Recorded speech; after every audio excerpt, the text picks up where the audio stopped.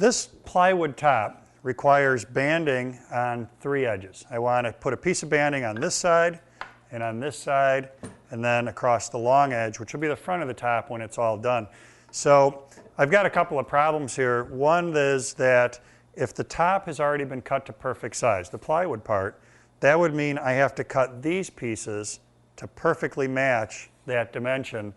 That's pretty hard to do, to get everything to match up just right. So my preferred technique for this is, at this stage, the piece of plywood is cut to perfect length.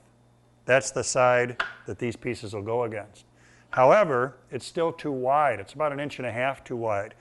These pieces, of course, are also too long. So my technique with this will be that the banding on these 2 edges is going to go on so that it's just a little bit short of this edge. And I don't really care what happens. I'm kind of letting it run wild on this edge. When the glue is dry, this edge will go against the fence on the table saw. I'll do an oversized cut here that cuts banding, plywood, banding. That gets everything perfectly flush. That edge goes against the fence for the next cut. In that cut, I'm cutting to perfect size. Once again, cutting banding, plywood, banding. So it's going to look like you did a perfect job of aligning your banding with the plywood, and the way you did that is by cutting them all as one big slab.